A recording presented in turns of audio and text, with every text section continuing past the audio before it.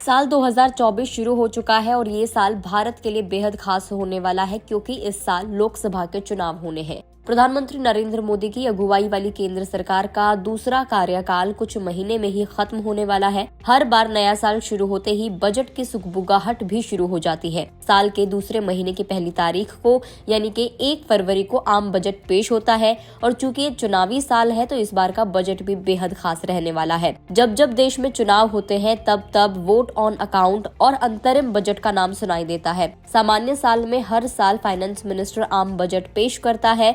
1 फरवरी को finance minister Nirmala Sitharaman budget पेश करेंगी। इस साल होने वाले लोकसभा चुनाव के कारण लोगों को बजट से काफी उम्मीदें भी हैं, खास तौर पर मिडिल क्लास और सैलरीड लोगों को। तो चलिए वीडियो में समझने की कोशिश करते हैं कि अंतरिम बजट और वोट ऑन अकाउंट क्या होता है और चुनावी साल में बजट को 2 बार पेश क्यों किया जाता है। पहले समझते हैं कि आम बजट क्या होता है। तो सालाना बजट यानी कि 1 साल के लिए सरकार के रेवेन्यू एंड एक्सपेंडिचर का लेखा जोखा, उसकी पूरी डिटेल। हर फरवरी में पेश होने वाला बजट अगले फाइनेंशियल ईयर के लिए आर्थिक रूप से सरकार की दिशा दशा तय करता है। इस कारण बजट को आम बजट भी कहा जाता है। फाइनेंशियल ईयर की शुरुआत हर साल अप्रैल से होती है। इस बार फाइनेंशियल ईयर शुरू होते होते लोकसभा चुनाव की सरगर्मियां उफान पर होंगी। चुनाव के बाद नई सरकार का गठन होगा जो अगले 5 साल तक देश की सत्ता संभालेंगी। नई सरकार में सत्ता बदलने की गुंजाइश होती है। अगर नई सरकार आती है तो पॉलिसीज भी नई हो जाती है। इस कारण चुनावी साल में 2 बार बजट पेश किया जाता है। पहली बार फरवरी में जो करंट गवर्नमेंट है वो अंतरिम बजट पेश करती है और चुनाव के बाद जो सत्ता में आने वाली सरकार है वो फिर पूर्ण बजट पेश करती है। अब जानते हैं कि अंतरिम बजट क्या होता है। सबसे पहले ये समझ लेते हैं कि अंतरिम बजट की जरूरत क्यों पड़ती है। तो जैसा आपको बताया कि आम बजट एक फाइनेंशियल ईयर के लिए होता है। आखिरी बार आम बजट फरवरी 2023 में पेश हुआ था जो कि फाइनेंशियल ईयर 2023-24 के लिए है। मार्च में ये फाइनेंशियल ईयर खत्म हो जाएगा। उसके बाद अप्रैल में नया फाइनेंशियल ईयर शुरू हो जाएगा। चुनाव की तारीखें ऑल्दो अभी तक डिसाइड नहीं हुई है, लेकिन ये तो लगभग तय ही है कि नई सरकार का गठन होने में मार्च के बाद कुछ महीने लग जाएंगे। तो ऐसे में ट्रांजिशन के दौरान यानी कि जो अभी करंट गवर्नमेंट की जगह है,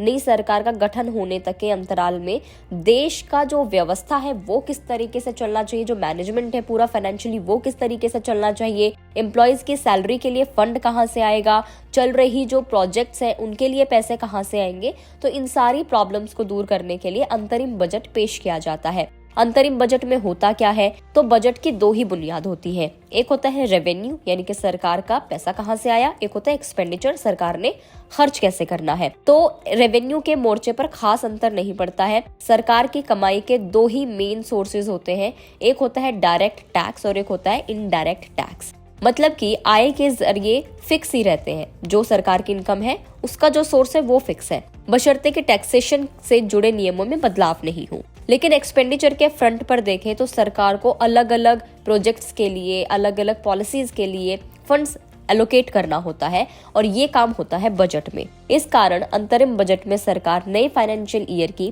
पहले क्वार्टर के खर्च का बंदोबस्त करती है कि पहले क्वार्टर में कहाँ फंड एलोकेट किया जा रहा है, कितना फंड एलोकेट किया जा रहा है, किस परियोजना पर, किस प्रोजेक्ट पर कितना खर्चा किया जाएगा। अब एक होती है वोट ऑन अकाउंट। तो हम इसको ऐसे समझेंगे कि अंतरिम बजट और वोट ऑन अकाउंट में अंतर क्या होता है। तो अंतरिम बजट में जो एक्सपेंडिचर है उसका प्रावधान किया जाता है, उसे वोट ऑन अकाउंट कहते हैं। कई बार अंतरिम बजट और वोट ऑन अकाउंट को एक समझ लेते हैं जो कि सही नहीं है।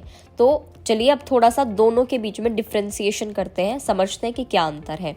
अंतरिम बजट और वोट ऑन अकाउंट। देखिए, चुनावी साल में अंतरिम बजट आता है और ये जो करंट गवर्नमेंट है और नई सरकार के गठन के ट्रांजिशन पीरियड का बजट होता है।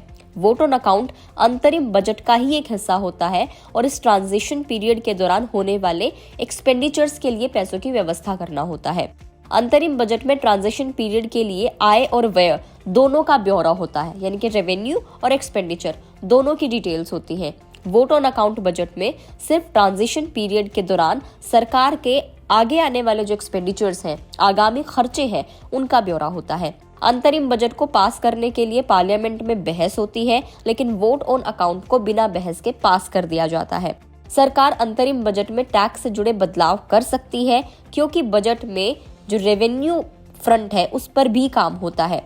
लेकिन वोट ऑन अकाउंट बजट में टैक्स से जुड़ा बदलाव नहीं होता। बजट से इतर देखें तो टैक्स चेंज के लिए फाइनेंस बिल लाना पड़ता है। लेकिन वोट ऑन अकाउंट में सिर्फ एक्सपेंडिचर्स के ऊपर बात होती है। अंतरिम बजट जो होता है वो सिर्फ चुनावी सालों के दौरान आता है, लेकिन वोट ऑन अकाउंट में क्या होता है कि सरकार किसी भी साल के दौरान अतिरिक्त व्यय प्रबंधों के लिए, यानी कि जो एक्स्ट्रा एक्सपेंडिचर मैनेजमेंट है उनके लिए वोट ऑन अकाउंट ला सकती है। अगर हम कॉन्स्टिट्यूशन के हिसाब से देखें तो इसकी डेफिनेशन क्या बनती है, तो भारतीय संविधान के आर्टिकल 116 के अंडर वोट ऑन अकाउंट को डिफाइन किया गया है। आर्टिकल 116 में जो डेफिनेशन है उसके according vote on account central government की अल्पकालिक जरूरतों को पूरा करने के लिए कंसोलिडेटेड फंड ऑफ इंडिया यानी कि सरकारी खजाने से दिया गया एक तरह का ग्रांट ऑफ एडवांस होता है। इसे ऐसे भी समझ सकते हैं कि वोट ऑन अकाउंट के जरिए पार्लियामेंट सेंट्रल गवर्नमेंट किस बात को मंजूरी देता है कि वो किसी भी एक प्री डिसाइडेड पीरियड के लिए अपनी तय जरूरतों पर खजाने से खर्च कर सके। एक्सपेंडिचर उसका उसमें इंक्लूड होता है। तो ये साल बहुत ही ज़रूरी है क्योंकि इस साल 2 बार बजट पेश होने वाला है। तो इस वीडियो में हमने आपको बताया कि अंतरिम बजट क्या होता है, आम बजट क्या होता है, वोट ऑन अकाउंट बजट क्या होता है। वीडियो में इतना ही। जानकारी कैसे लगी कमेंट करके ज़रूर बताएं। अगर फेसबुक पर देख रहे हैं तो फेसबुक पेज को लाइक करें, यूट्यूब पर देख रहे हैं तो गुड रिटर्न्स के यूट्यूब चैनल को सब्सक्राइब करना ना भूलें।